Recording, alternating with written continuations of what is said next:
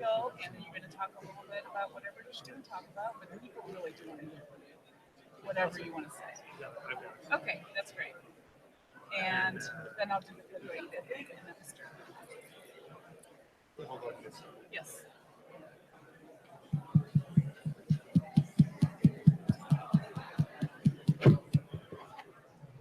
Well, good afternoon. I realize I think we're fighting cookies in the back, but I would like to welcome you all to the second annual Alan Magill Symposium on Malaria Elimination and Eradication. I'd like to also pass on my special thanks to the Society for their ongoing support of this symposium and a chance to both celebrate Alan's contributions and his commitment to a world free of malaria. For those of you who don't know me, my name is Scott Miller. I serve as the Deputy Director on the malaria team at the Bill Melinda Gates Foundation, overseeing our research and development investments, both to maintain the gains of the past 15 years, as well as to accelerate and develop new tools towards achieving malaria elimination. I've had the privilege to work with Alan for on and off over the 15 years before I joined the foundation 2 years ago, and had the specific privilege to have him serve as both my mentor and at times my boss over our joint careers in the U.S. Army. And I guess in a sad way, I'm also the last addition to the malaria team at the Gates Foundation prior to his untimely passing. As I reflected on some opening comments on this event, I was drawn to Paul Farmer's comments last night at the opening address, specifically regarding equity in tropical medicine, as he put it. Because this is the year 10 years ago, at a foundation event on malaria, where Melinda Gates openly called for malaria elimination. And for those of you who may have seen those comments in the past, but just to reiterate them, she said, any goal short of eradicating malaria is accepting malaria. It's making peace with malaria. It's rich countries saying, we don't need to eradicate malaria as long as we've eliminated in our own countries. And that's just not acceptable. So in that spirit of equity, I think that's what really inspired Alan when he joined the foundation, and working upon efforts from the malaria team and many of you in the audience, he outlined a framework for malaria elimination and proceeded to launch a series of operational research studies that those of us at the foundation are very proudly to be seeing presented really throughout this meeting, as well as still some ongoing work. And the goals of those were to test the hypothesis of that elimination framework. Much of that work is still playing itself out, as I mentioned. But I know that having worked with Alan over those 15 years, he would be proud of the efforts that have been made to generate the data to both test and to reform the hypotheses on how to best accelerate elimination. For this year's symposium, Gina and I thought that we would start with an update on the country's progress towards the 2020 elimination goals, and then focus on some of the key challenges and the gaps that were evident in early on in the preparation of that elimination framework, namely the challenge of residual transmission, the gaps of special populations, specifically women of childbearing age, and the challenge of relapsing malaria. So thank you all again for attending today, and I'll turn it over to Gina.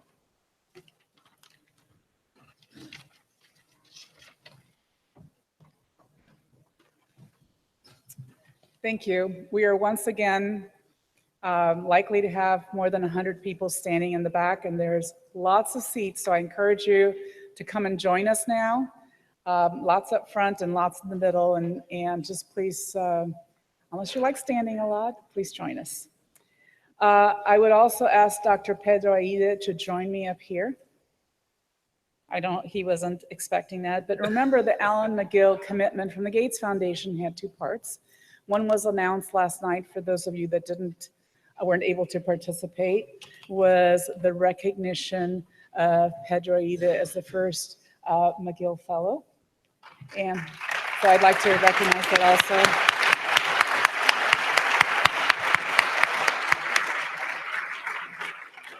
And for those of you that know some of the traditions of the Gates Foundation, Alan and the team is, Alan had a medal made up, and it actually follows in the military tradition.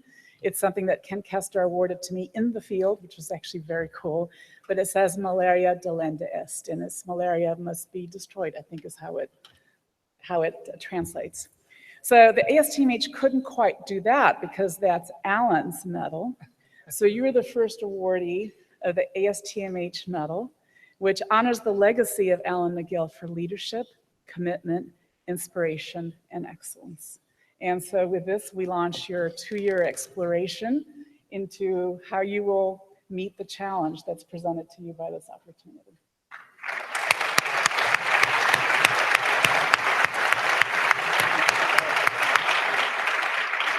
So, and I don't think there's any, he'll set up his own culture around that. In the military, I believe that if you know you have a medal and you don't have it with you and someone else with the medal does, you have to buy everybody drinks. I will leave that one by the wayside. All right, great. Let's go ahead and get started. The first speaker is Dr. Kim Lindblad, who joins us from the World Health Organization. She was allowed to travel to this country. Not all of her colleagues were.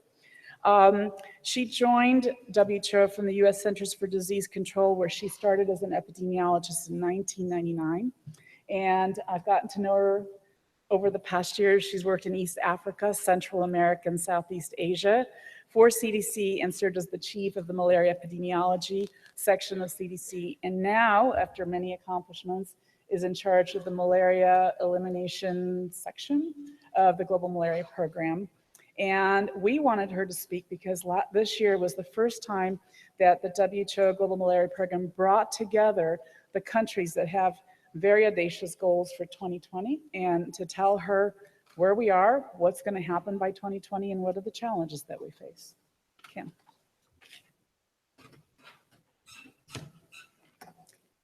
Well, good afternoon, and I'd like to thank the organizers for the opportunity to speak today as part of the Alan Magill Symposium on Malaria Eradication. I didn't know Alan very well, but I had the chance to meet him and to hear him speak several times. And since I didn't know him well, I went and read some of the interviews that he did and some of the tributes that were written after his death. And if you haven't read them, I urge you to do that, because honestly, I think the rest of us can only aspire to a fraction of the admiration that his colleagues had for him. So I'd like to start with a brief history of malaria eradication.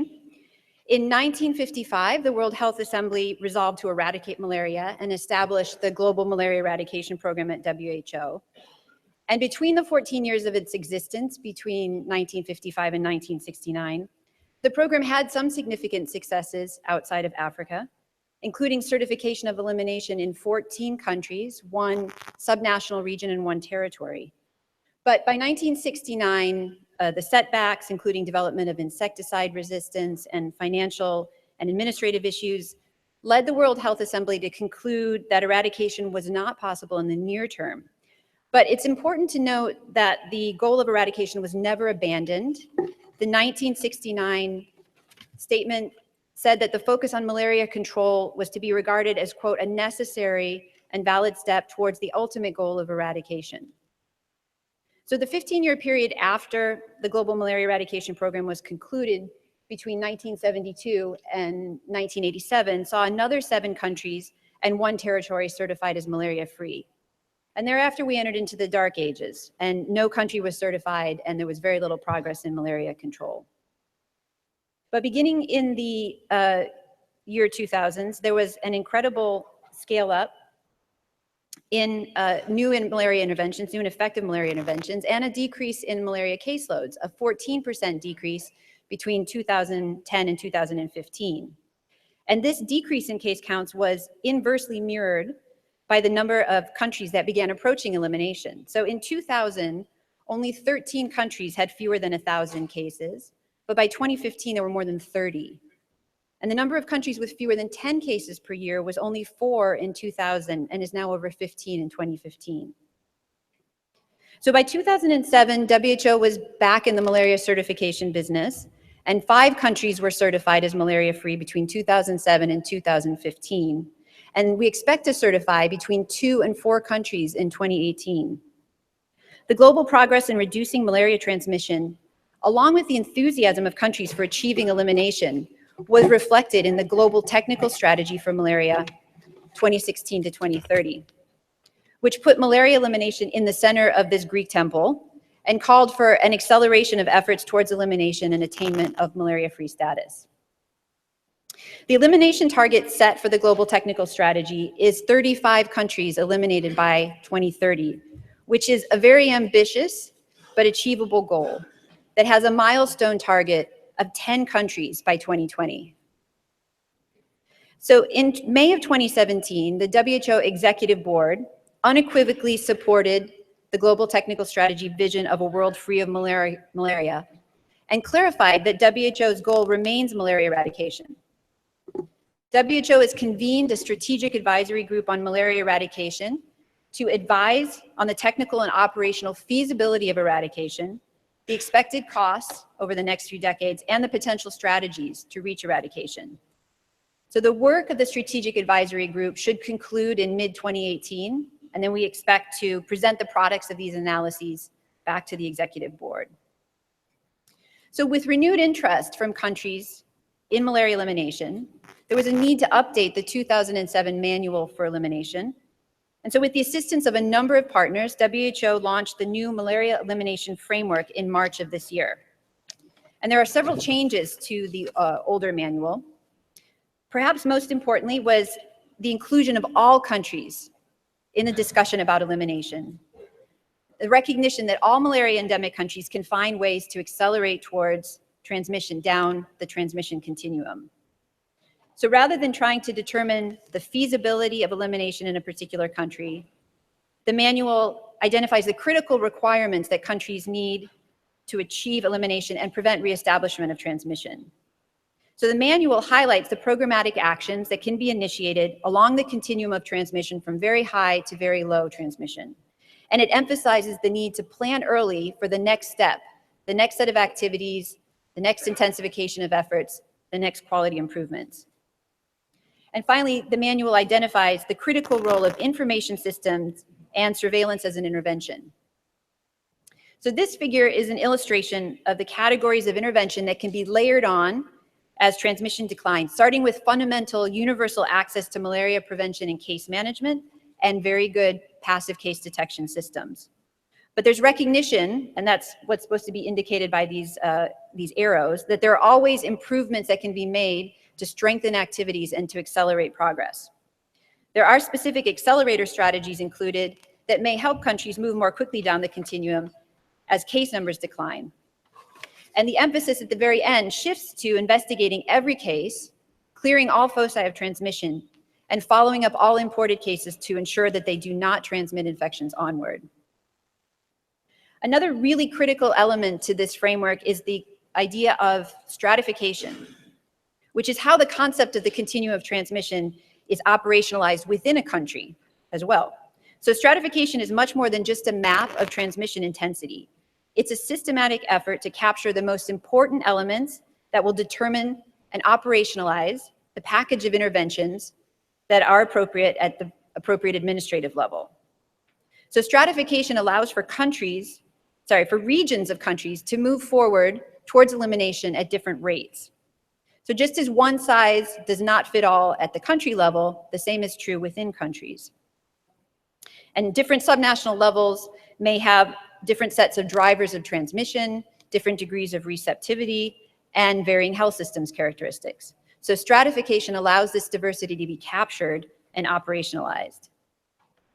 So this is an example of the stratification that's been undertaken in Vietnam, which has identified 5 strata through a combination of measures of malaria transmission intensity, but also other characteristics such as the receptivity of the vector population and the risk of importation from neighboring countries.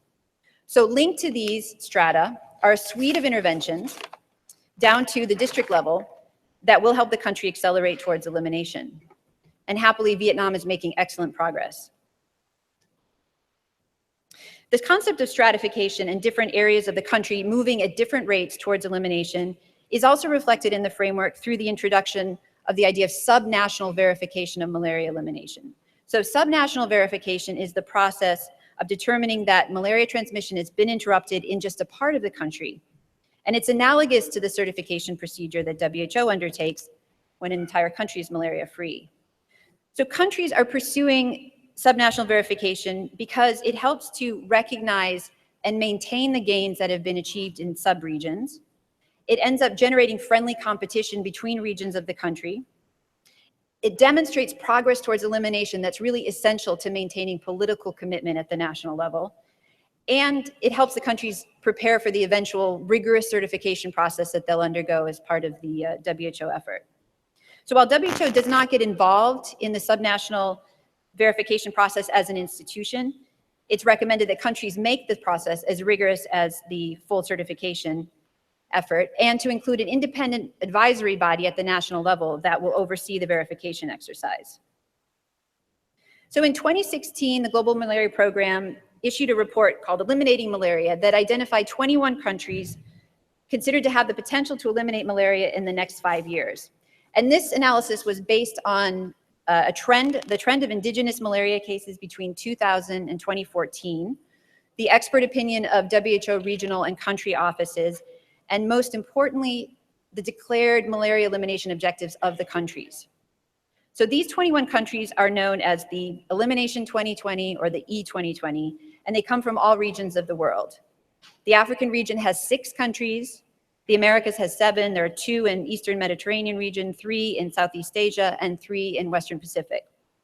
The Euro region was declared malaria-free in 2015, so there are no Euro countries on this list. So these E20 countries are largely upper middle income countries and either islands or at the southern or northern edges of endemic malaria transmission. And the objectives of this E2020 initiative include assisting countries along this last mile through the process of certification of elimination, and then to help prevent reestablishment of transmission. The initiative fosters networking between countries to permit sharing of experiences and solving common problems. And even though these countries are incredibly diverse and come from various regions of the world, their problems are very much in common. It seeks to strengthen national commitments to elimination and the political will to eliminate malaria. And as several elimination initiatives have shown, this friendly competition between countries can be quite motivating and helps to generate momentum towards the eventual goals of elimination.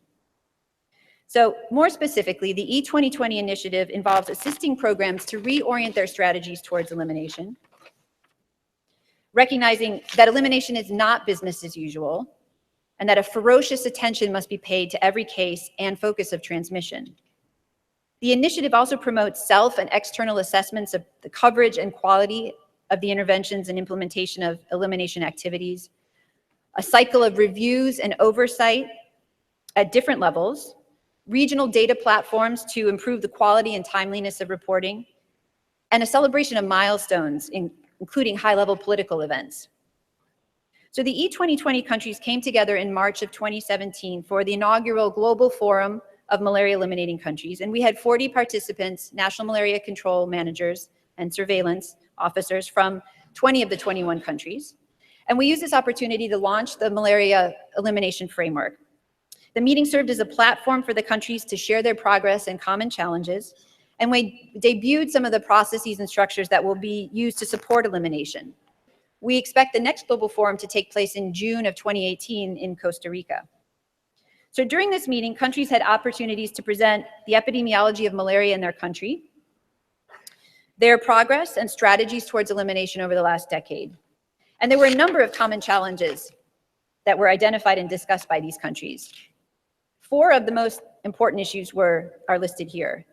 So border malaria, which was mentioned by almost all countries, recognizes that a high proportion of the last remaining cases in these malaria eliminating countries occur along international borders where there's a differential in the gradient of malaria transmission. The National Malaria Program suggested that we need to look for successful strategies to harmonize approaches to malaria transmission across borders identify critical elements of framework agreements that will assist countries to harmonize activities, coordinate, and share data. And they would like to see evidence for the impact of interventions in border areas, such as border health posts. All countries also have some type of hard-to-reach population, and these may be nomadic or mobile, they may be undocumented migrants, or they may be people involved in illegal activities. Countries are seeking innovative strategies to extend surveillance and case management to these populations. They're interested in how regional initiatives can support efforts across borders to reach special populations. In terms of case management, there's a general and well-known effect. As transmission declines, there's a waning of knowledge of malaria among healthcare workers that can lead to a delay in diagnosis, as well as problems with case management. Some countries are having trouble procuring the small amount of antimalarials that they need now that their case numbers have decreased so substantially. In terms of potential solutions, countries are calling for refresher training for healthcare personnel. They'd like to explore procurement pools to be able to purchase in bulk larger quantities of antimalarials and RDTs, and communication strategies that will help maintain awareness among both the general population and healthcare workers that malaria remains a significant risk in their country. So sustaining political commitment to elimination is a well-known problem. As malaria decreases, and especially as there is increased integration of malaria surveillance and case management into routine public health systems, recognition of malaria as a public health problem decreases and budgets decline. With the increasing incidence of other vector-borne diseases such as dengue and Zika, it's natural for ministries of public health and elected officials to focus their attention elsewhere. We need to help countries develop their own advocacy, communication, and social mobilization plans. And it's important to recognize that political commitment must be accompanied by resource mobilization, because it's very easy to interest a public official who's running for re-election or for higher office of the PR value of malaria elimination. But this will achieve nothing if that official doesn't allocate resources and provide direction to the public health programs to take the intensive efforts that they need to eliminate malaria. So the E2020 countries have made substantial progress in reducing their burden of malaria. In 2000, the median caseload, indicated in red here for these countries, was approximately 7,300 cases. And by 2016, it's only 94. The progress was rapid until approximately 2012. And since then, we're seeing a flattening of the curve. And we expect a greater challenge in the next few years in maintaining a decline and keeping the gains that we've achieved so far. As you can imagine, the last mile for these countries is going to be a very bumpy road. In the last year, we've already experienced several outbreaks in the E2020 countries. Cabo Verde in 2015 had 7 cases, and this year they're already on track for probably over 500. Cabo Verde has eliminated malaria twice in its history, and twice it's come back. So we need to work now to ensure that elimination is not only achieved this time, but maintained.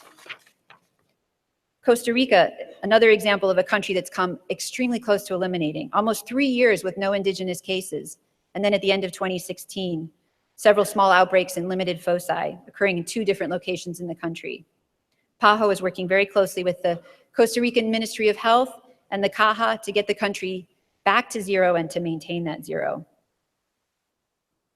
Now, in terms of oversight, WHO has recently established a global body to advise on malaria elimination. This is a committee that's similar to those that have been established for polio, guinea worm, and onchocerciasis, and it was established based on a recommendation of the Malaria Policy Advisory Committee. The intention for the Malaria Elimination Oversight Committee, or the MIOC, is to provide an external validation of global progress towards malaria elimination. The functions of the Oversight Committee are to monitor and report on progress, to provide technical advice to countries, identify risks of elimination that need to be addressed, and to advise WHO on policies or guidance that are needed in relation to malaria elimination. But most importantly, this is supposed to be a provocative committee that questions the status quo and helps WHO and countries confront difficult issues. There will be 12 members with public health, malaria, or disease elimination experience, and they've been chosen specifically to have a mix of high-level political and technical experience. Countries will be represented by 2 adjunct members who will rotate on an annual basis to ensure that we always have feedback from national perspectives. And meetings will be held in conjunction with the Global Forum. We hope to have this committee established and announced in the next 2 months. So before I close, just a couple of reflections. The Global Malaria Eradication Program had a noble purpose and achieved much, but it was largely initiated as a result of new technological advancements that seemed to promise an easy fix. The current national elimination efforts are largely driven and owned by countries that recognize that there is no easy fix, but with their own internal resources, including amazing human resources. And with the assistance and funding from many partners, these countries have the chance to reach elimination through intense effort and focus. Many of these countries are moving towards elimination as part of regional initiatives, which play a critical role in advocating for elimination, helping to solve issues that cross borders, coordinating activities, and contributing towards a general lower level of malaria in the region that will make it easier for all countries to eliminate. There is a reasonable fear that too much attention on elimination can draw resources away from the countries and regions that are still experiencing an intolerable burden of illness and death from malaria. And we have to make certain that that doesn't happen. But these countries also need an exit strategy. They need hope. They need the light at the end of the tunnel. And that's what elimination gives. And we need to make sure that that light continues to burn brightly. Thank you.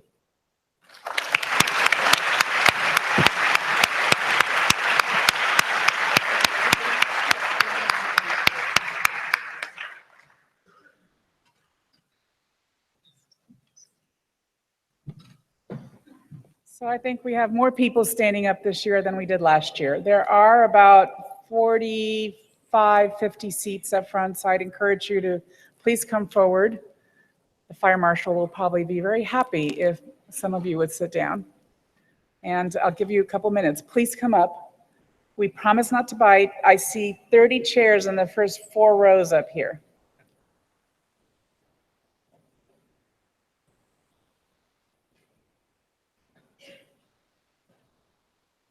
Come all the way up front. Ivo, what are you doing to these people? They're not coming up front. Thank you, thank you. I don't know who Erica Penn is, but she's not coming, so that's okay. There are lots of seats, 2nd, 3rd, 4th row.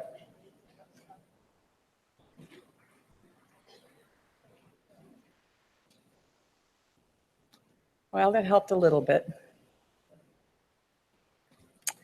All right, it is my pleasure to introduce Dr. Jerry Colleen. He has been based at the Ifakara Health Institute in Tanzania for over 14 years, during which time he established the Environmental Health and Ecological Sciences Department. And I don't know when I met him, but was very fortunate to be told immediately to log on and to listen to his lecture in England on residual transmission. He has, over the years, supported several national malaria control programs, established the locally managed Dar es Salaam City Council Urban Malaria Program, which is a model system for government scale-up of active malaria vector population abatement to all major urban centers in Tanzania. And he has advised many groups, some of which I've participated in.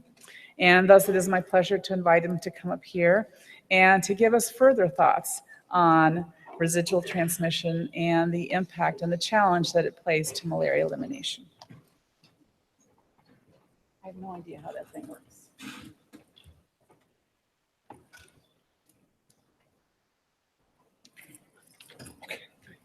Great. Thank you very much, Gina. Thank you, Scott. I'm enormously... Step back from it or... Step back. Yeah, I'm kind of loud anyway. Yes, okay. So I'm going to take it away from you. thank you. Thank you, Scott. Thank you, Gina. I'm enormously flattered to be here. I didn't know Alan as well as many people did in this room, but I was lucky enough to meet him not long before he passed away, and it was just one of those fantastic encounters where you just click with somebody, 2 people that connect. And it was a wonderful discussion. First of all, we discussed what I'm about to discuss with you today, and that went very quickly with lots of nodding of heads and rapid conclusions reached. Then we talked about the role of African scientists and African institutions in elimination of malaria and the need to do more. Again, that reached a rapid conclusion. And then we moved on to more important things. We talked about our families, specifically our daughters. And Alan spoke at length about his two daughters. It's two, isn't it? Two, yeah. The one had just graduated from, I think, a master's that she'd finished.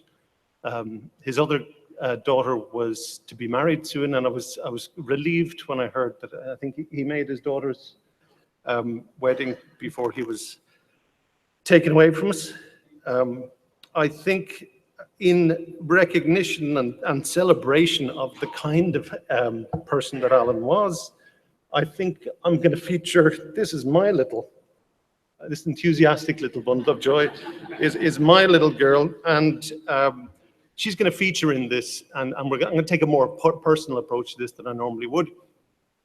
I wasn't sure about that until yesterday, when I heard, just as I got on the plane, that she got malaria again. She's fine, thanks be to God. But, you know, she's not alone here. She's got a whole bunch of little buddies here, and the buddies are going to feature here too also. So this is the first graph of residual malaria transmission. And so this is the first trial of indoor residual spraying in northern Tanzania and southern Kenya. And you can see the same picture that we see in so many graphs. Massive, rapid impact. The champagne goes onto the ice. Everybody's ready for the party, and the party never happens. And the reason for that is this. The mosquitoes didn't read the textbook. Well, one did. This is Anopheles funestus, which is the most, probably the world's most efficient malaria vector. And you see, we run out of triangles here because that vector was eliminated from that part of Tanzania and didn't return until 6 years after the spraying stopped.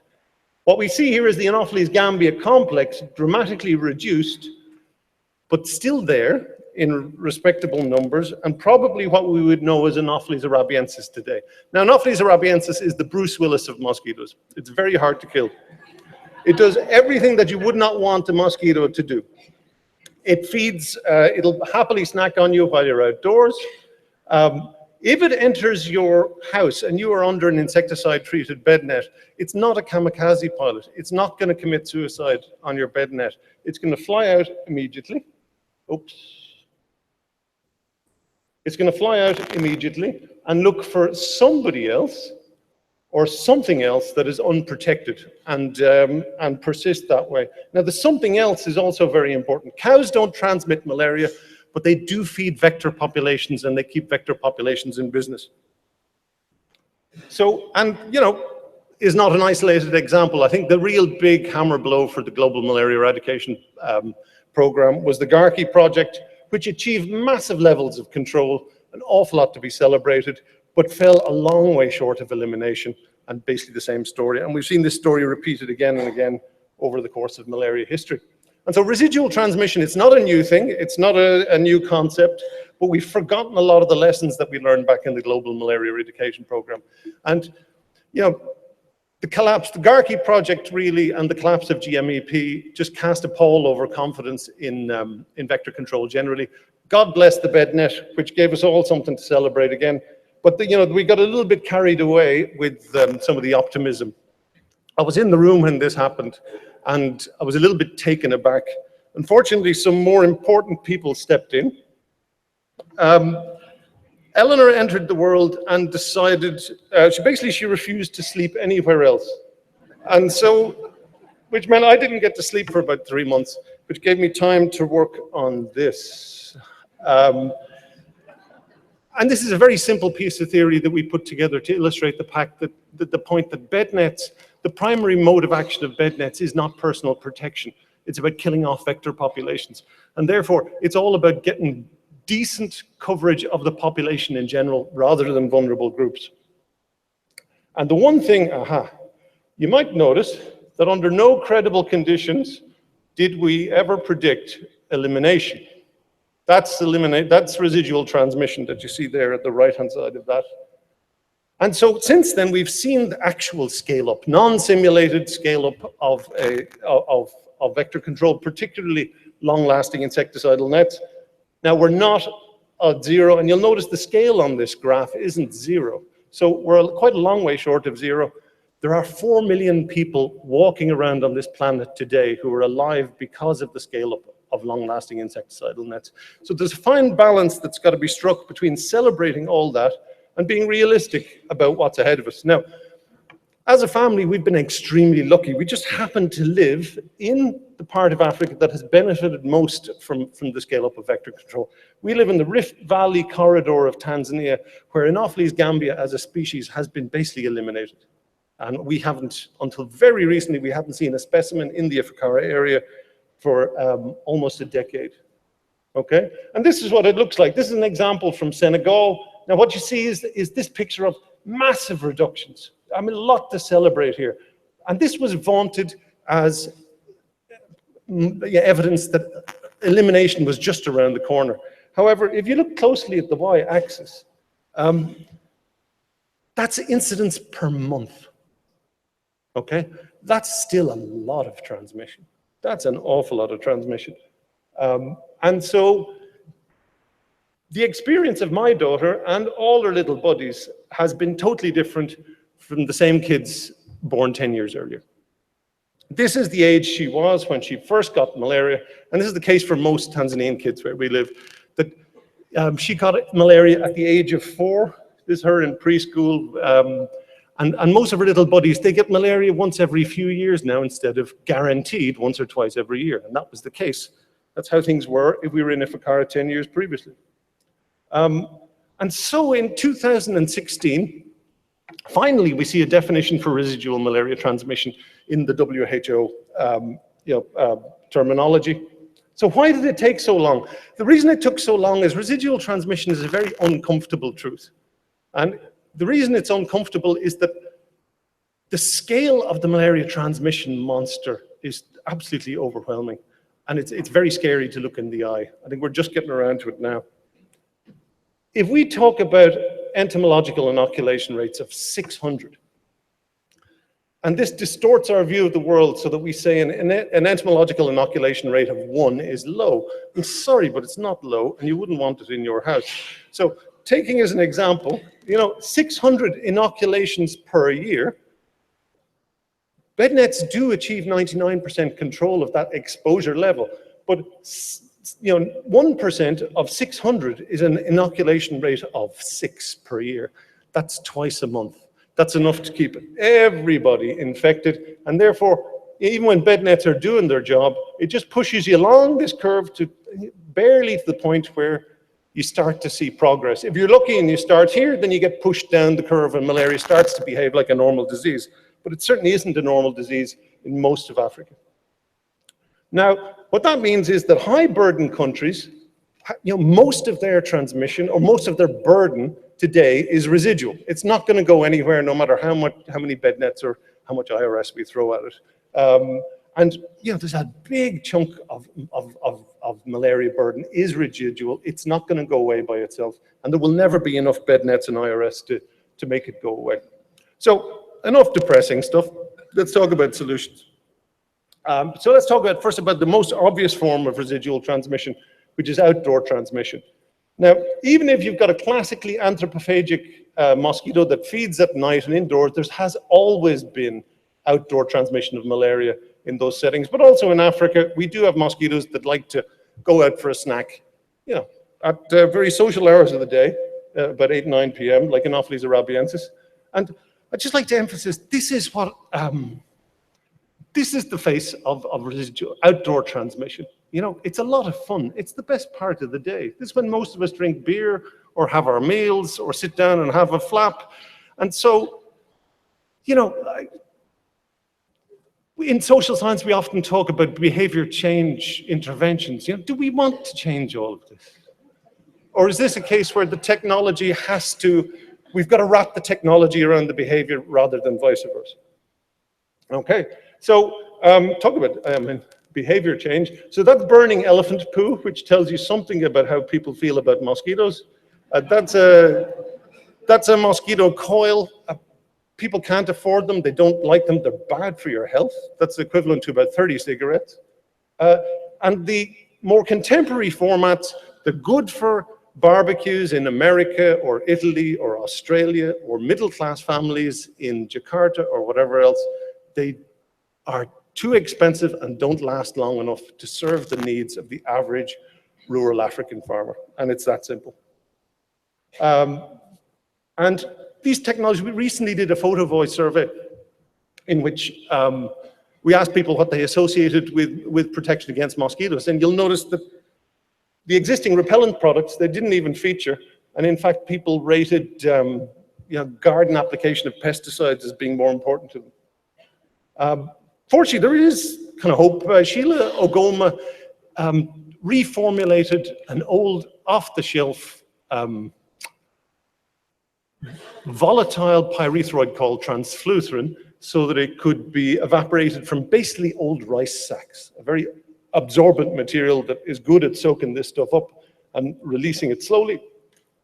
And we actually got protection, like good satisfactory protection for almost a year, some degree of efficacy for 2.5 years, and some protection for people at distances of up to 5 meters from the source gadget.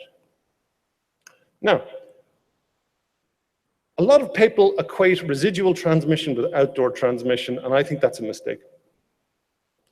A lot of residual transmission occurs indoors, and this may actually be more important than the outdoor component. And where does it come from? We've known about it for quite a while, and I love this old piece from the 70s that basically said we do have physiological resistance problems, but mosquito behavior is the primary cause of persisting residual transmission in the face of IRS in Colombia, in Latin America. And it comes from this issue.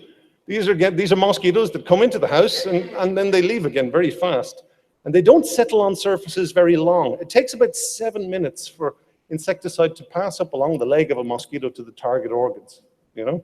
And so if a mosquito only settles on a surface for a couple of minutes, that's pretty bad news for IRS. And then we see similar things for Anopheles arabiensis, which you can see is always harder to kill than Gambi or Phonestis. And the reason for that, it doesn't feed or rest for very long in any particular place. Now, again, let's not get depressed. Okay, so the good news is if a mosquito has to, is more cautious and searches twice as many houses to look for a safe form of blood as another mosquito, it means it's twice as vulnerable if you can actually get the formula right. So I'm going to give you some examples.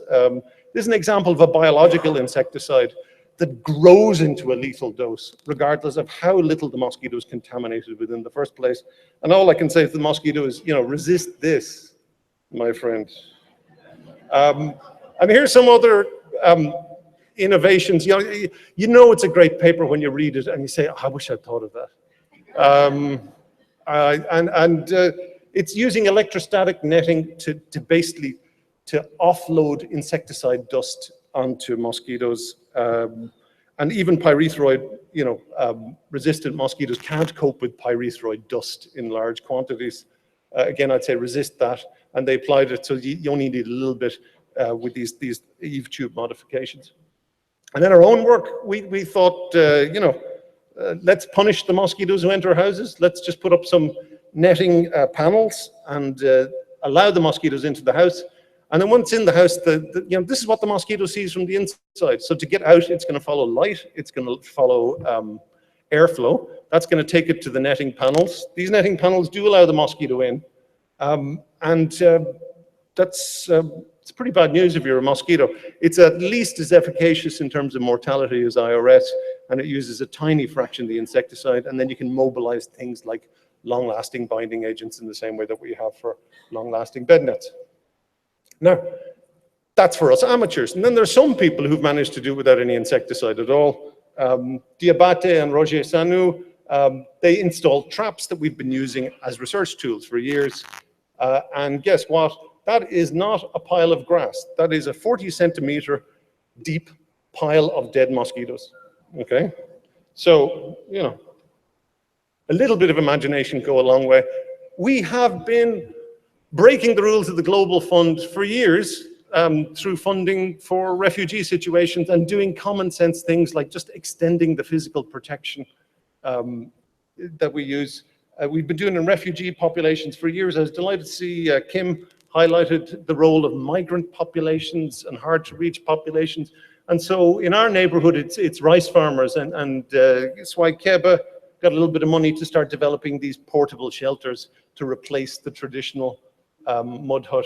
And, you know, I don't know how anybody ever slept in one of those things with all the mosquitoes we have in our region. Let's talk about cows and piggies.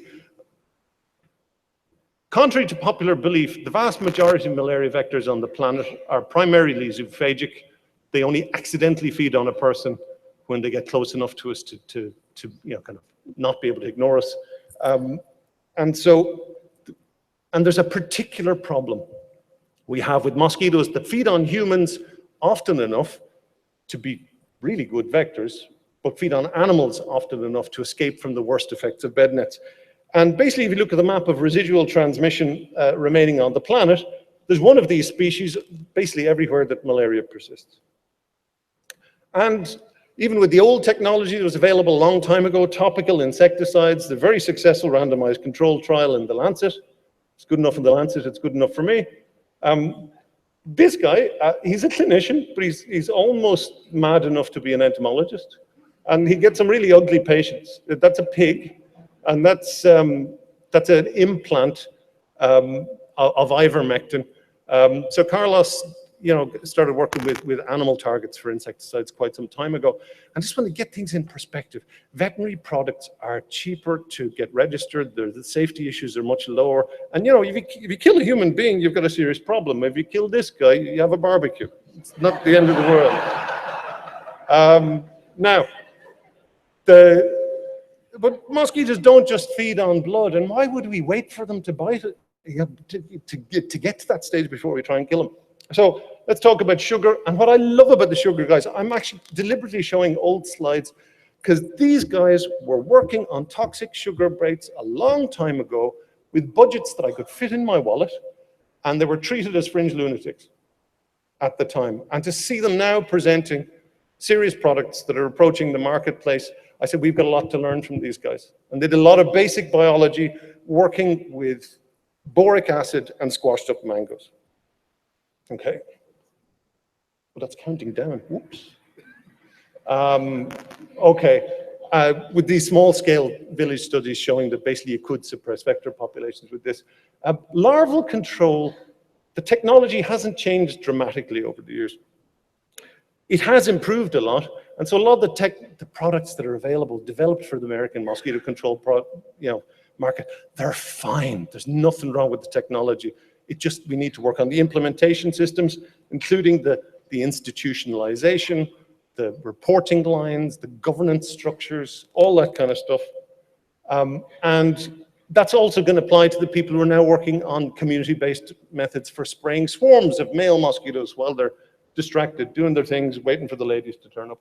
Okay? And what I love about this story is it's a nice illustration of how the experts actually don't know much, starting with myself.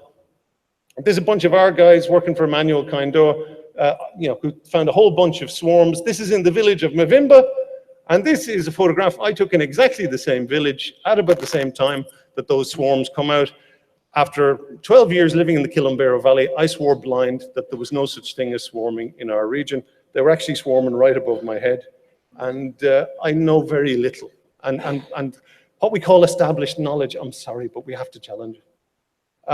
So what do we do now? Suddenly we've got tons of options. Where do we spend our money? What are we going to do about it? And this is the big challenge, I think. The first issue is there is not going to be one size fits all.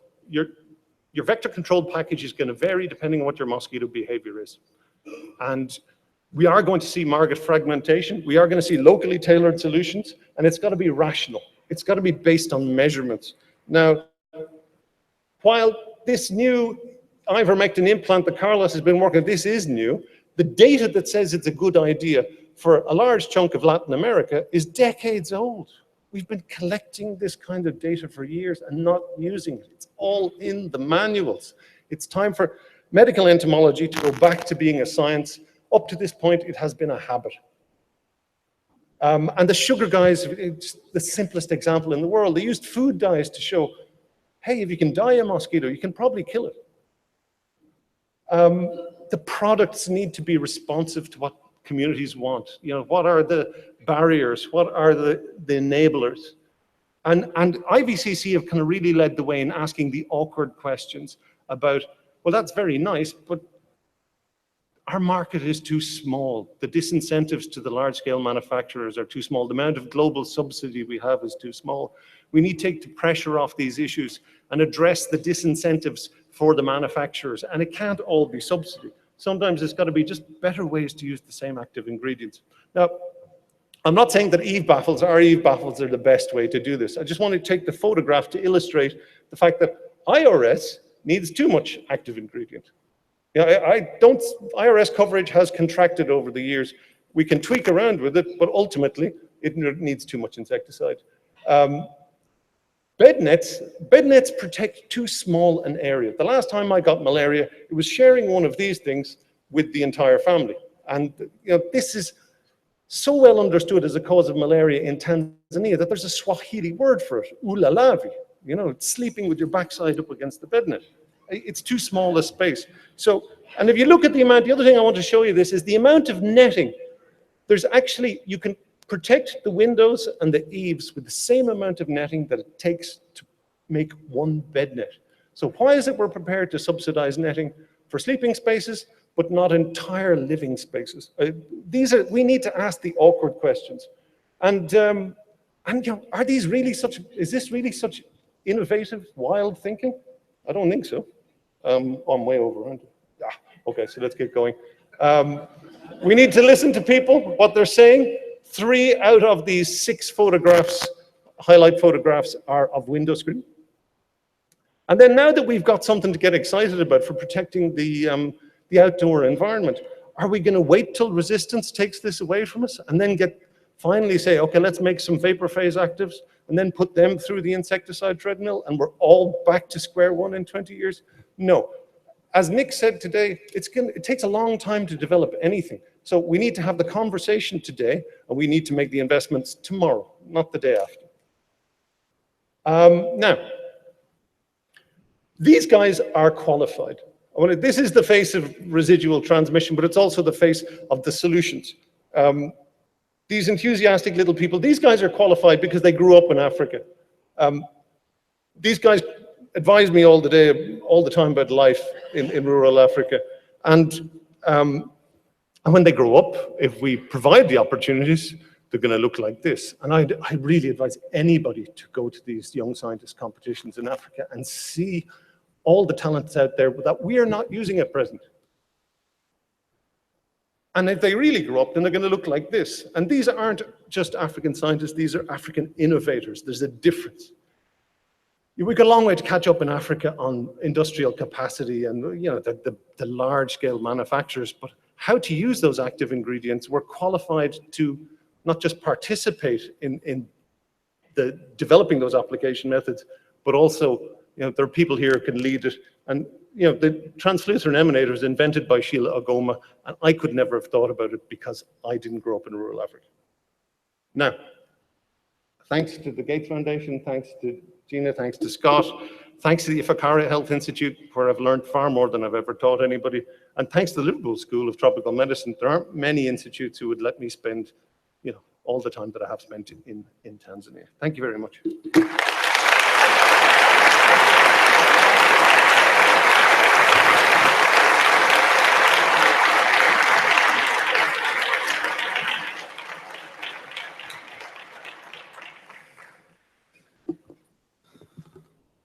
Thanks. Next, it's my pleasure to introduce Professor Clara Menendez.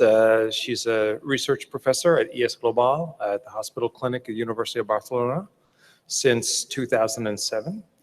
She's a medical doctor and epidemiologist with a 25-year history of research in maternal and infant health in low-income countries. She serves now as the director of maternal and child and reproductive health initiative, ADS Global, and is going to talk to us about the challenges of women of childbearing potential. Clara?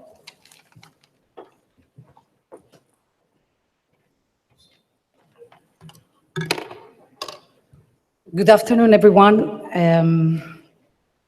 I would like to start by obviously thanking the organizers for inviting me to this important meeting. And I would like to share with you a story that relates to the topic of this talk, but also the person of Alan Magill. I met Alan when he came to Mozambique, to Manisa, when we were planning the malaria elimination pilot project in the southern part of the country. And I remember very well how in our informal conversations, he explained to me how he saw malaria elimination as he saw it as a battle against the parasite that had to be eliminated through close to military operations, applying malaria tools, anti-malarial tools to the whole population. That approach was not very surprising considering his military background, as Jenna was mentioning before.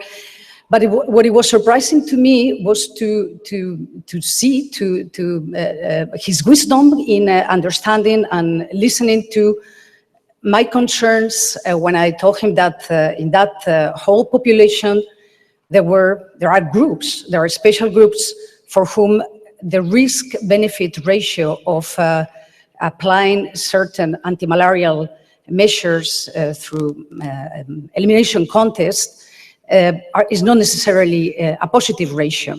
And that was especially concerning pregnant women who may be receiving without knowing drugs that may have, they may be potentially dangerous for their unborn babies. Alan listened and he was sensible to it, and I have to say that it's a somehow unique position because the question of women of reproductive age during the context of disease elimination campaigns, not just malaria, has been neglected or somehow ignored, because it is certainly a challenge, but it's also a little bit of an inconvenience that it may interfere with the smooth running of the disease elimination programs. So let me continue by reviewing very briefly some, because there are many of the basic ethical principles of human research. We know very well that the first one is do not harm. This is a Hippocratic oath. We need to ensure also, according to these ethical principles, that subjects are protected, especially vulnerable subjects, that we have respect for individual autonomy, that this can be summarized as the need to be fully informed for taking informed decisions when participating in a clinical research. And an important principle that I think applies very well to this topic, which is that the general benefit cannot justify individual harm. In other words, there may not be direct benefit for individual, but should not be harm. There are international ethical guidelines from biomedical research that are, most of them are not legally binding, and they also have recommendations that apply to research involving women of childbearing potential. And I try to synthesize them and to summarize them because there are many and some of them are a little bit elaborated for you, because I think it is important to go through them. So it is more and more recognized that women who are biologically capable of becoming pregnant have been usually excluded from formal clinical trials of drugs, vaccines, and other medical devices. And this has been due to concerns about undetermined risks to the fetus, but also, very importantly, to liability issues, especially when the trials are done and run by the industry. As a consequence of that, little is known about the safety and efficacy of most drugs, vaccines, and medicinal products, and this lack of knowledge can be dangerous for the women and their babies. A general policy of excluding from such trials women of reproductive age is unjust in that it deprives women as a class of persons of the benefits of the new knowledge. However, although women of childbearing age should be given the opportunity to participate in research, they should be well informed that the research could include risk to the fetus if they become pregnant during this research. Something that could apply to some of the settings where this clinical research is done is that although this general presumption favors the inclusion of women in research, it must be acknowledged that in some parts of the world, women are especially vulnerable to neglect or harm due to social conditioning, to submit to authority, to ask no questions, and to tolerate pain and suffering. And this is especially important and in particular for adolescent women. So these guidelines recommend a thorough discussion of risks to the pregnant woman and to her fetus as a prerequisite for the woman's ability to make a rational decision to be enrolled in a clinical study. And they also recommend investigators that they should include in protocols on research with pregnant women a plan for monitoring the outcome of the pregnancy with regard to both the health of the mother, of the woman, and her fetus. This is the theory and the guidelines, the recommendations, and this is an example of the reality. I brought here the example of the Onchocerciasis Control Program because I thought it was a good example from which to take lessons that could be applied to the current and future malaria elimination programs. The OCP started in 1975, basically based only on using aerial larvicidin, and the tipping point of this program was in 1987, with the approval and the registration of ivermectin, which was a medicinal product that was used in veterinary medicine for human use in MDA campaigns. And it was also donated by the manufacturer for this use. This drug is an FDA category C of pregnancy risk. And although there were attempts of not including or excluding pregnant women in these campaigns, this was rarely done in practice. And unfortunately, after more than 25 years of running these programs in many countries in Africa, especially in West Africa and in the Americas, we have very little information and no clear conclusions on potential adverse pregnancy outcomes with ivermectin exposure.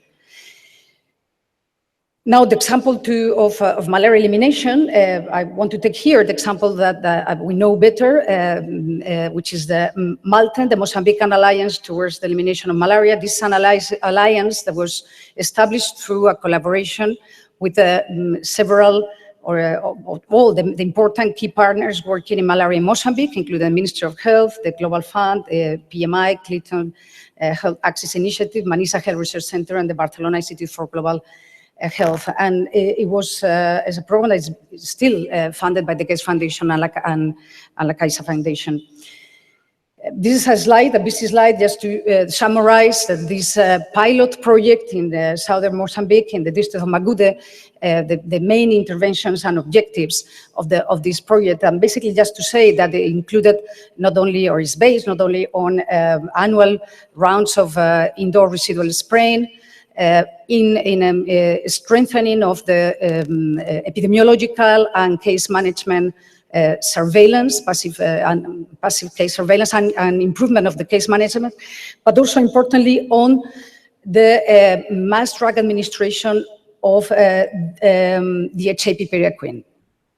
And artemisinin, I would like to say a few words of artemisinin, since the DHA-pyridoxine is an artemisinin derivative. Just a few words, because this subject should allow for a whole symposium. What we know from the preclinical data is that the artemisinins, they share, not only they share a common mechanism of action, but they're consistently being shown to be potent developmental toxins in 3 species, in rats, rabbits, and monkeys.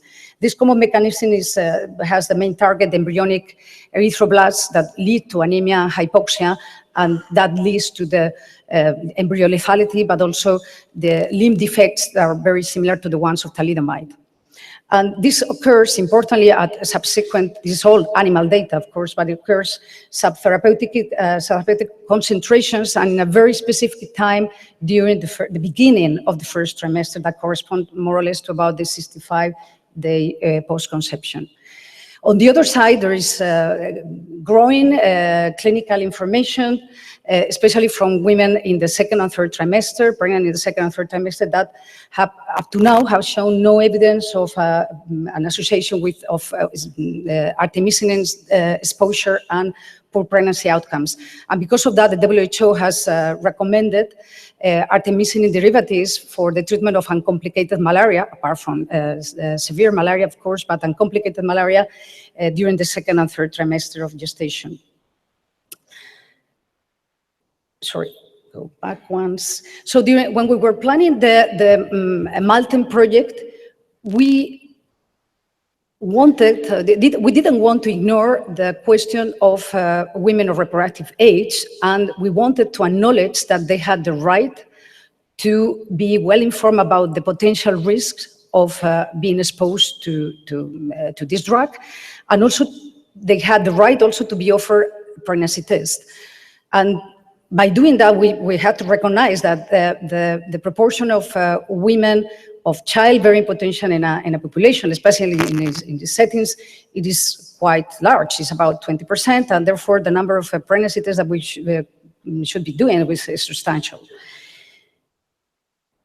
So we developed an algorithm to approach women of childbearing potential, and we asked them whether they were pregnant, and if they reported to be pregnant and the pregnancy was visible, then we assume that they were in the 2nd or 3rd trimester of gestation and they were offered and given DHA piperaquine. If the pregnancy was not visible, or they didn't report to be pregnant, or they didn't know, they were offered a pregnancy test. And if the test was positive, then we assumed they were in the 1st trimester. And then we did a test for malaria detection. That test was positive. Then they were referred to the health facility and they were given quinine, which is still recommended to be given in the 1st trimester. Those who didn't accept to have a pregnancy test, they were informed about the potential risk of receiving this drug, but they were given the drug. This was done during the 1st and 2nd rounds of NDA, and we learned, and there are a lot of people some people, the team in the audience, that they were facing all these problems in real time and life. But we learned 2 lessons. One is that the women, the district medical officer at that time didn't allow us to provide DHA piperaquine to women in the 2nd and 3rd trimester because they could have interfered with the provision of intermittent preventive treatment for malaria control through the antenatal clinic, which was promoted in the district those days. So those women then, we stopped giving the DHA piperaquine to those women who were then, just left for receiving the IPTP in the clinics. And the second lesson we learned is there were many women who didn't accept to have the pregnancy test during the MDA and in the community. So we analyzed all of this, and the first lesson is probably the most simple one, but is also very important to explain very carefully and inform the medical authorities about the possibility of giving both DHA piperaquine and IPTP following a very simple approach, because there are no contraindications, at least between the drugs used for MDA, in this case DHA piperaquine and sulfadoxine-pyrimethamine. And on the other case, we improve the training of the field workers in their approach to women of reproductive age, especially those the younger ones, the adolescent girls. And so by doing that, I think we improve the situation in the last 2 rounds, because the proportion of pregnant women who the proportion of women of childbearing age who accepted the pregnancy test has increased significantly in the last 2 rounds. So the main conclusions and challenges of our experience and past experience of other similar campaigns is that adverse pregnancy outcomes that may be associated to interventions that may be part of mass drug administration campaigns may be difficult to detect through pharmacovigilance systems, which in itself are difficult to establish and follow effectively.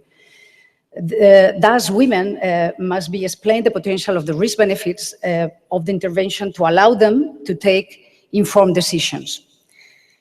If the drug is not recommended to be given in the first trimester, which by now is, most of them are not recommended to be given in the first trimester, we should provide the opportunity for having pregnancy tests and do pregnancy screening. And this obviously is not easy, it's challenging, but it can be done. And especially challenging in adolescent girls. We must make efforts to provide adequate training to the field workers who will be doing these tests in the field. And especially it would be preferable to have field workers who are female. So this would facilitate the acceptance. We should ensure that the tests are done in situations and environments that are allow the confidentiality of the testing results. And also, importantly, we should inform adequately the health authorities that malaria control activities are complementary to malaria elimination approaches in the same community. I would like to end by showing these 2 pictures that I like particularly. The one on the left corresponds to the malaria elimination campaign in Italy in the early 90s, and when quinine was used for mass drug administration. And we can see here the lady field worker, very nicely dressed for the time, giving this quinine to a woman who was probably working in the field and who might be pregnant, we don't know. On the other side, there is a picture of another lady field worker advising a woman in her compound, in her house, about the potential problems of the drug he may decide to receive, and also offering the possibility of having a pregnancy test. I think there is probably a century between the 2 pictures, and well, amazingly, there are many similarities. The approach is not very different, but also very fundamental differences. And the main one is that the ethical principles and codes that rule clinical research and govern human research now are very different to the ones that existed during the time of the early 90s. So I just want to say a big thank you to some of the key people of the Maltan team. There are many more, but these are the key people, and of course to the inspiration of Alan Magill. Thank you very much.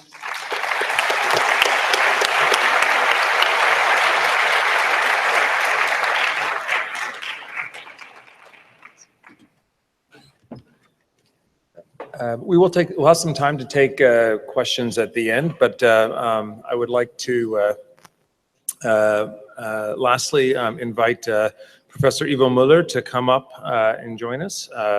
Ivo is an epidemiologist holding a joint appointment at the Institut Pasteur and the Walter and Eliza Hall Institute in Melbourne. His research is focused on 3 themes: comparative biology of falciparum and vivax host interactions, epidemiology and interventional research in Papua New Guinea and the Americas, and the impact of control programs on malaria burden. and host, vector, and parasite interactions. And he's going to speak to us today about targeting Plasmodium vivax for elimination. Ivo.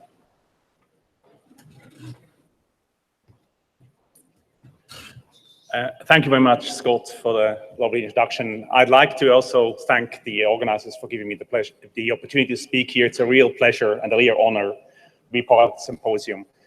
I probably knew Alan less well than most of the previous speakers, but I had a few chances to talk to him about my favorite parasite, which is Plasmodium vivax, and he was clearly very knowledgeable and also understood the challenges, specific challenges, particularly in terms of treatment that these parasites raised. And so I did see in him a kindred spirit in trying to see how we can target that parasite. So the first thing I want to try to convince you of is that it's actually the harder parasite to control and eliminate. And I'm not going to go into much detail, but just to show that when you're looking at all these countries that were mentioned as being in the elimination E2020, almost all of them, the vast majority of them, have predominantly vivax malaria. Those last cases in all these countries with less than 50,000 cases per year, the vast majority is Plasmodium vivax. So that residual tail we're trying to clean up is Plasmodium vivax, and that's cases. When you're looking at prevalence, this is a cohort we've ran, two of my students ran in the Solomon Islands, where we followed 1,000 children for a year. And we found almost 900 infections with Plasmodium vivax over a year in those 1,000 children. We found 26 falciparum infections over the entire 1 year. So we had 97% of all the infections were Plasmodium vivax. And that's in a country where they report roughly 40% falciparum clinical cases. When you actually look at what the burden of infection is, it's hugely overwhelming Plasmodium vivax. This is data from Leanne Robinson, who will, I think, talk more about some of these similar data on Wednesday in her talk, where we had two cohorts in Papua New Guinea where we followed children 5 to 10 for 6 to 9 months and said how quickly they got infected and how much disease they had. And this was before and after introduction of intensification of control.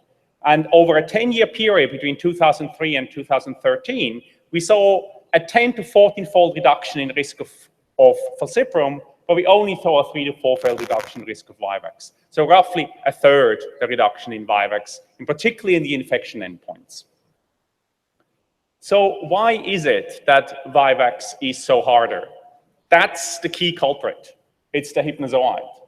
So when the sporozoites enters the human body, it can take two paths. It can either develop immediately into blood stage infection, appear about 10 days later in the blood, or it can sit in the liver, dormant, or rather developmentally arrested. It doesn't divide, it doesn't go further until it reactivates months or years later. But that's not the only reasons.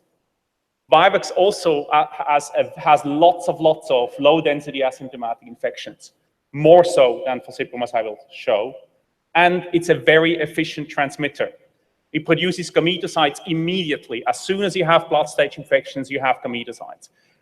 Whenever you see a blood stage parasite of vivax in a person, there are gametocytes there, always. And so therefore, it can transmit early before symptoms. And at the time when a patient comes to treatment, the person is very efficient in transmitting the disease, which is not the case for many falciparum cases, at least clinical cases. So the hypnozoite. So how important are these things? How much of the disease or how much of the infections do they cause? So we took a cohort of children. That's a study published by Leanne a couple of years ago, where we took a cohort of children where we removed hypnozoites by drug treatment from half of them and not by the other. And the difference is roughly 80% difference in risk. So children that have hypnozoites have 4 times as many infections as children that do not have hypnozoites. 4 out of 5 blood stage infections in these children were caused by relapses. That's huge. So each mosquito bite causes 1 primary and 4 relapsing infections. So you're not just dealing with 1 emergence from the liver, you're dealing with 5. So really, if we want to eliminate transmission, if we don't start dealing with this hidden reservoir, we're going to be slow, at least. The problem obviously is we have no diagnostic test. We cannot tell whether a person has a parasite in their liver. Impossible. We don't have a test right now. No way to do it. And in terms of treatment, we have one single category of drug, the aminoequivalents, primaquine and soon hopefully tofenoquine, that are potentially toxic in people with G6PD deficiency. And at least primaquine doesn't work in people that have low CYP2D6 metabolism. So a significant part of the population can't be treated with these drugs, or the treatment won't work. Somewhere between maybe 10 and 20%, depending on the population. The other point is in terms of asymptomatic. So how much Vivax infections out there are actually asymptomatic? Your average infection of Vivax in a population does not cause at least any febrile symptoms. These are 6 different cross-sectional surveys that we've run across the world with very similar methodologies. An order of magnitude difference from 3% to 40% in prevalence by PCR. And basically in all these circumstances, between 80% and 90+% of all infections are not associated with any noticeable symptoms of Vivax. So your average infection is an asymptomatic one. Your average infection is also a submicroscopic one. In particularly once you are below 5 to 10% prevalence, the vast majority of your Vivax infections are not detectable by microscopy. They are submicroscopic. In some areas, 80 to 90% of infections are below the detection of microscopy. So your average infection out there is asymptomatic and not detectable with any of the diagnostics that are routinely used by malaria control programs. That's why I think the burden of Vivax globally is massively underestimated, because the infections are not being detected by the health system in the way how we do look at infections. So how that looks like is an example from Brazil, from Marcos Lacerda and his team, who've done another cohort study where we followed 1,000 people for a year. Sorry, I gotta go back. So now I've given away the punchline, but the top is what the malaria control program sees. Brazil has a fantastic passive case detection system, really, really good. They capture almost all clinical cases. That's what they see. There is a cluster of infections up in the top left in that village where there clearly is ongoing active transmission and clinical cases are starting happening. The bottom picture is what the PCR sees in the same period over exactly the same people. So there's a huge cluster of infection in that bottom left that is basically asymptomatic, but it's more infections there, asymptomatic ones, than you see clinical infections. That cluster would not be detected even by the best passive case detection system that I know of. So that leaves me to what I call the Vivax elimination conundrum. So how do we efficiently eliminate something when these hypnozoites contribute 80 to 90% of all infections? We can't know who has them. The vast majority of infections are asymptomatic submicroscopic and are not detected by the health system. The parasite transmits before we get the person to treatment and can continue transmitting even at low transmission densities. And when the only drug that we have to kill these hypnozoites is potentially toxic and cannot be used or is ineffective in 10 to 20% of the population. Doesn't sound very good. So is the situation really that bleak? Are we really stuffed? And the answer is no. The reality is that we have eliminated Vivax from very large parts of the world. If you compare the map on the left that was drawn by Lysenko and Semashko 30, 40 years ago, that maps the extent of malaria transmission in 1900, and you could compare where Vivax is now, the map from 2010, we have eliminated Vivax from really large parts of the world. Yes, it's predominantly area with low transmission temperate Vivax and not the hard, high endemicity that. But it's really important to remember that every single country that has been certified as malaria-free has had Vivax malaria. So every successful elimination campaign has eliminated Vivax. And I think it's really important to remember. I've been on record on saying, oh, it's so hard, we need so much to do about Vivax, but we've done it over and over again, and I think we need to do that. So what can we do with the current tools? Gary's fantastic talk that he talked about and took all my time up, so I have to talk very fast, is that vector control methods are equally effective for vivax. So when we're looking in PNG, we're seeing, you can see those faint bands that show when the BETnet distributions happen. On the right, when you see clinical episodes, which are largely caused by new infection, by new mosquito bites. They both, falciparum and vivax, drop both in parallel. We have a similar reduction of falciparum and vivax immediately of clinical episodes because they're mostly caused by newly transmitted parasites. But the prevalence only starts dropping quite a bit after the first round of the infection because the liver is still seeded. These hypnozoites keep coming out for months and a couple of years afterwards. So vector control needs to be maintained longer and needs to have a coverage that's longer to be effective. But if you have high coverage of vector control for 3 to 4 to 5 years, you will see the same impact against vivax because you're preventing the formation of hypnozoites. And once the old ones are used up, the vivax starts dropping. What else can we do? So it's hard in vivax. We can't really do large cluster randomized trials because the endemicities are very low and they're really expensive. So together with Michael White in my group, we've tried to use mathematical modeling to see what different kinds of combinations of interventions could do. So we produced a transmission model that we published a couple of years ago, and then calibrated that model against various data sets from Papua New Guinea, and used that to calibrate it, and then fitted it against a number of different systematic reviews. And what we used it then in Papua New Guinea to, on one hand, model the changes associated with intensified control history over the last 10 years, and then see whether we can predict different future scenarios. This is what it looks like for the 19 provinces in Papua New Guinea, plus the capital, which we didn't model because it's urban. But as you can see, for black is basically, can we go back? Which one?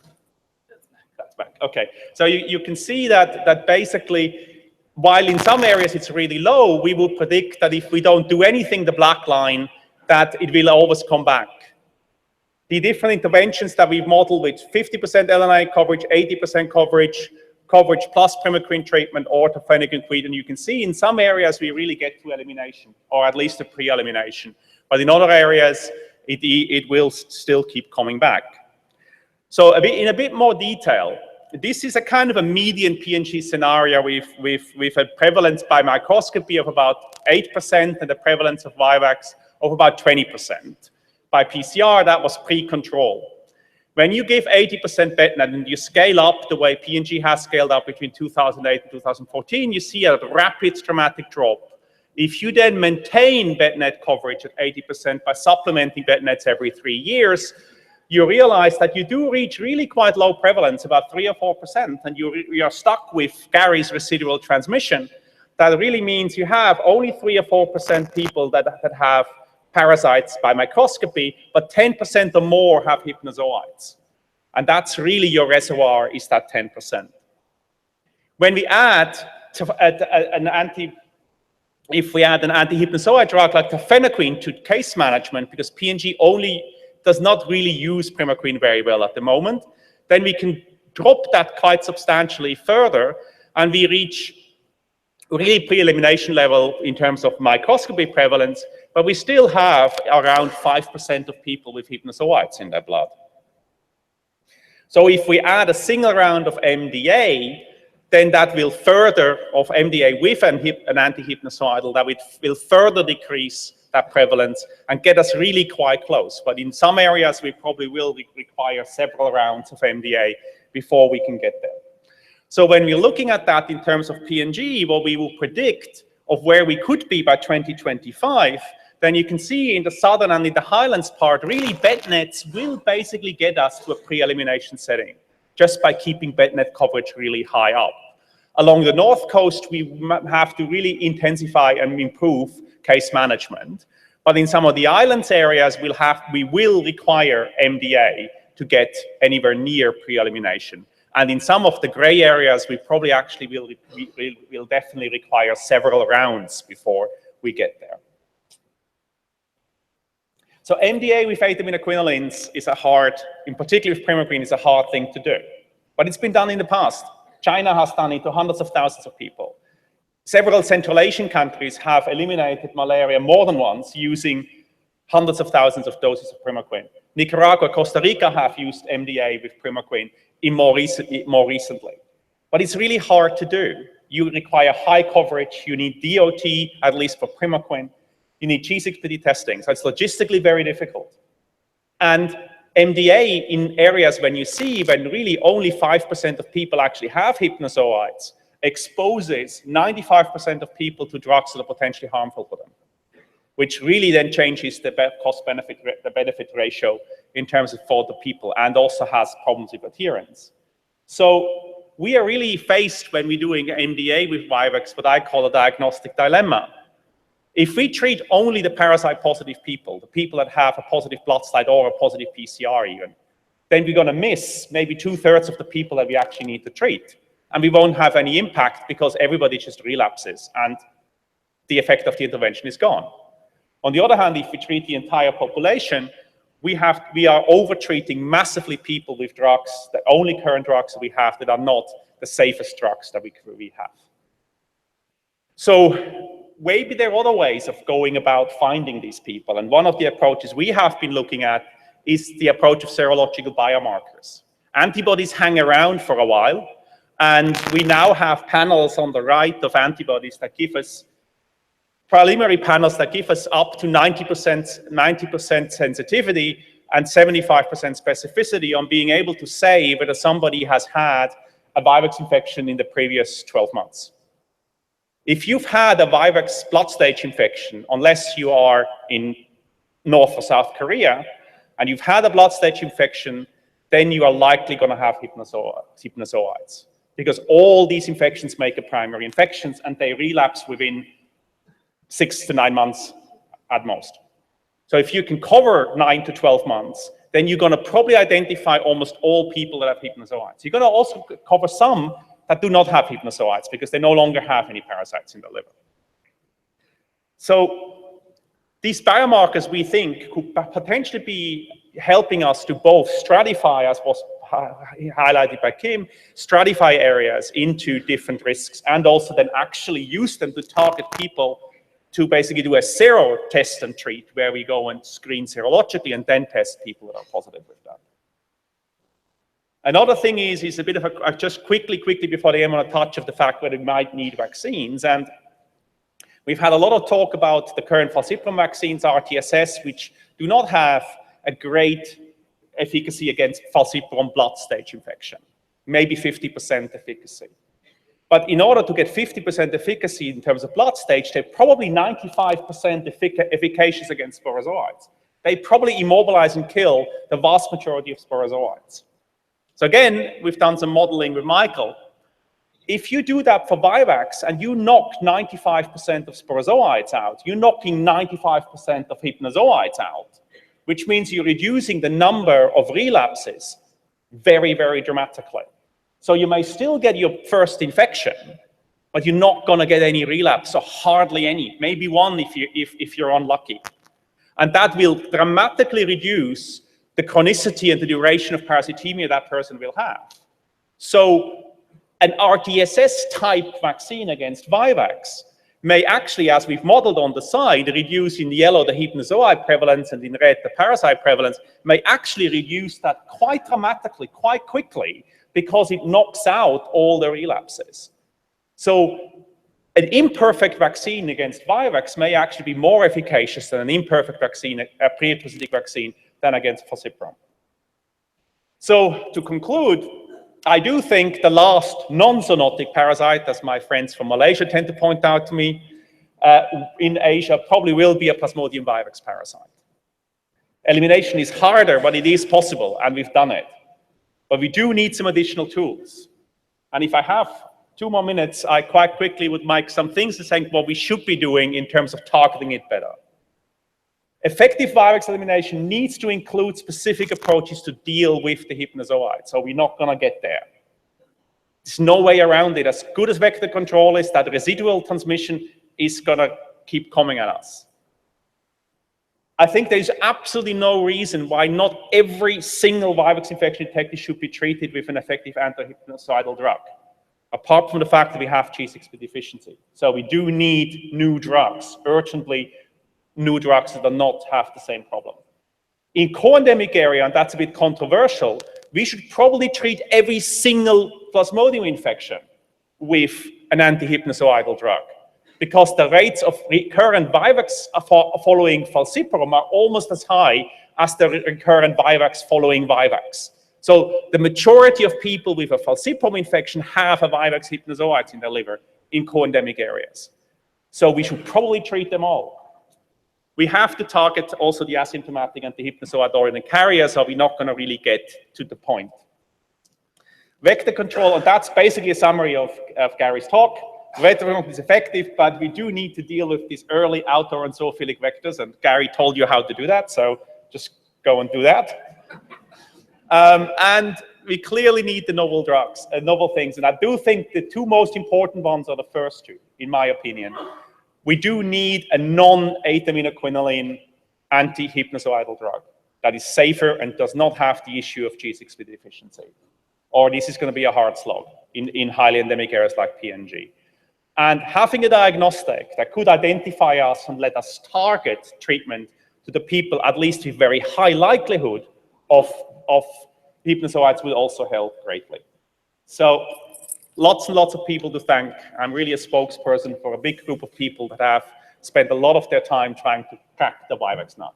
Thank you very much.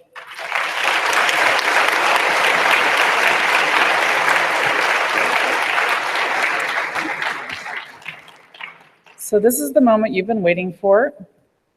Questions to the panel, they're all coming up. And I would just ask you to go to microphone, identify yourself, and let's see if this group has any remaining questions or whether the speakers have answered everything. Let's take the first one. I'm Deus Ishangwa from the National Institute for Medical Research in Tanzania. I have two questions, one for Gary, my colleague from Tanzania, and then for Eva. I should start with Eva. So those that are choosing to leave, I ask that you just keep the noise down so that those that are staying can hear. Thank you. I do agree and think that having a serological test is very important, but how do you see that getting to the point of care diagnostics so that every patient coming to the clinic can be tested? And to Eva, we just have seen that actually in areas even where we have pumped bed nets to the level of 80%, we still have a lot of malaria. So how are we going to do that? And particularly in areas where we have IRS, like in the Lake Victoria region, we have IRS coverage over 10 years, bed nets over 80%, and yet we still have malaria about 50% prevalence. How are we going to deal with that situation? All right, let's go ahead and take that one. Eva? Okay, in terms of the serology, clearly we would not advocate serology for case management under no conditions. I think when you have patients coming into your health center, you do want to diagnose the parasites. There's very good diagnostic tests to do that. There are higher sensitivity RDTs are just around the corner.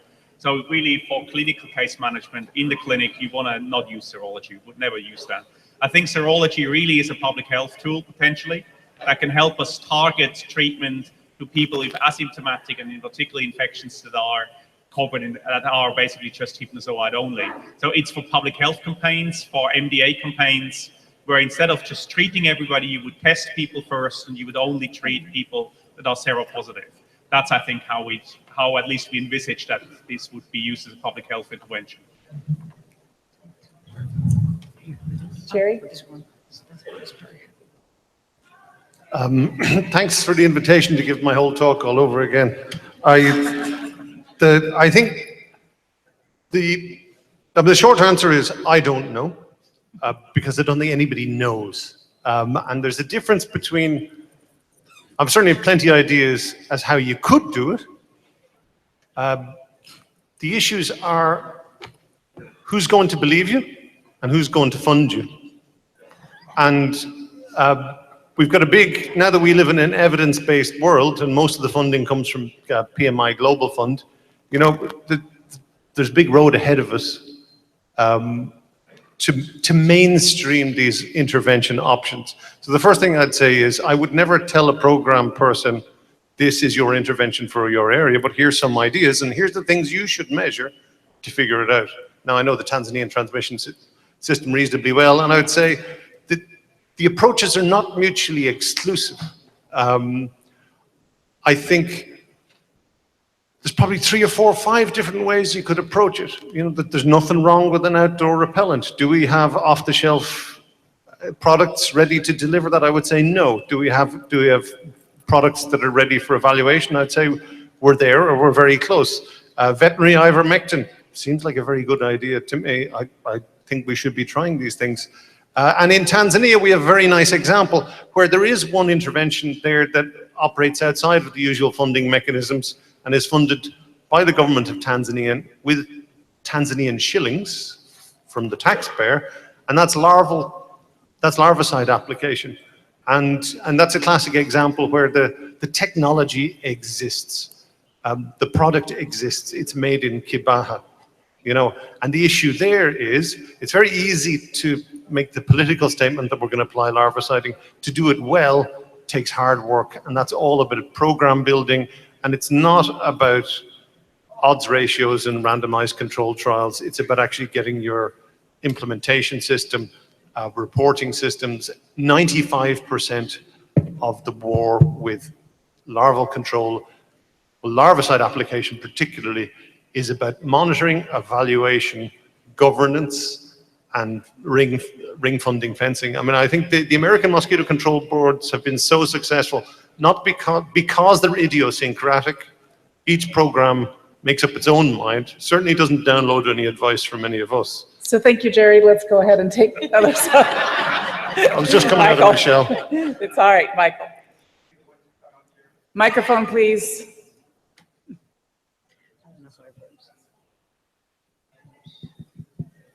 Try it again. Yes. There it is. So I hate to be the one to cut off Jerry, but a question mostly for Kim, but somewhat for Jerry. The great risk we have moving forward for elimination, which is growing bigger and bigger every year, are humanitarian emergencies. South Sudan, Northern Uganda, DR Congo, et cetera, Venezuela, you could include Venezuela in this. So how, as a community, should we be adapting our vector control tools where LLANs and IRS will not work, our financing systems, WHO guidance? How are we as a community going to adapt to the new reality of these massive population movements that will only grow as the years go on? But so Kim and Jerry, again, advice for us as a community for adapting our own systems and tools for this new reality. You should take it. Thanks for cutting me off, Mike. I need to be restrained sometimes. I actually think it's going to be the other way around. I think there's more flexibility in emergency scenarios. I think the emergency setting vector control community has a more flexible funding base, and I think it's going to work the other way around. I think that we're going to try things in emergency settings and then retrofit them into stable non-emergency settings. I think we'll get there further with the evidence, and it's a less conservative field. I think there's a real danger at the moment that we're waiting on evidence, and by the time we have the evidence, it's too late. Insecticide resistance is a classic example. You know, the real solution is to make sure it never arises. Well, I think WHO is starting to try and work with complex emergencies. They've been very proactive in working in northern Nigeria, for example, with the MDA campaigns there. So it's definitely a concern, something that's on the radar for sure. I think sometimes, I hate to say it, but at least outbreaks can actually prove to be opportunities. I think in some of the outbreaks that we've seen, it was things that probably would have just trickled on the same way they had been for several years, a few cases here and there, and they might never have reached elimination. But with an outbreak, it sort of galvanizes attention and interest, and we have a chance to go in and set up systems so that hopefully then they will come back to interrupt transmission. So sometimes it can be helpful. Thank you. Let's take the last question. I have a question for Ivo. So We were told that if we prevent hypnozoites and effectively also address the asexual parasites, things will go away. Some years ago, we were waken up by gameticides and, transmission intensity, force of transmission, targeted transmission stages. Now, I know 8-aminoquinolines also target gameticides, but new ones may not. And I missed sort of the gameticides in your equation, or I may have missed it. But do not pay any attention to them and they go away by itself, or what is your proposition? Yeah, gameticides were a casualty of time. It's only elimination. So, yeah. Look, in terms of time for my dog. Look, I think the issue with virus gameticides is that they're extremely sensitive they're not very long lasting, they're very sensitive. If you get blood stage parasitemia away, the virus gameticides go away very quickly. I do think transmission blocking interventions like a transmission blocking vaccine is useful because, again, on the other end, it avoids new people getting infected and new hypnozoites going to be established. So I'm not saying a pre-transmission vaccine is the only way to go to do that. There's other ways of doing that. And I think what we need is new approaches that prevent the formation of hypnozoites. And that can be done in different ways. Yeah. And blocking gameticides is one way of doing it. Blocking sporozoites is the other way of doing it. So I'm not personally have no shares in either one camp or the other. Great, thank you. Well, we're at time. We've had a great set of presentations. And as I think about where we started, where Melinda challenged the community, she did not set the agenda. She did not announce eradication. She challenged the community to make it feasible. And to make it feasible based on two key components. The first was an equity. We would want that for ourselves. We should want that for the world. But the second was one in which we would need to learn a lot, and in which there was a scientific enterprise in which to build the tools and the strategies to make it feasible. I think all four speakers have identified not only some of the challenges, but some of the gaps.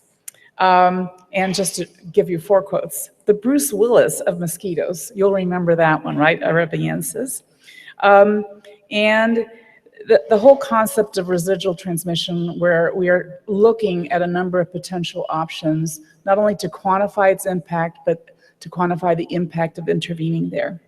Fragile populations, Claudia spoke about what we don't know because we haven't measured it, we haven't tested it, and therefore those populations systematically are excluded from contributing to elimination. Vivax is hard, but somehow magic happens, and in many places it has been eliminated. And so how do we think about applying the best science to make that more rapid, more scalable, and increase the feasibility? And the whole concept, I think, of countries that are approaching the brink of thinking about elimination, facing the challenges, and learning from the past, which I think is key to what Kim spoke about, which is that there is an elimination strategy at WHO. It does not assume a silver bullet. And I learned 2 phrases from her that I had not thought about before. It's the way she speaks, ferocious attention to every case. I like that. And intensive efforts, not only to deliver the programs, but to bring the resources required to do it well. And that will bring us to the challenge, which we will hear progress again next year. Thank you, everyone, for participating.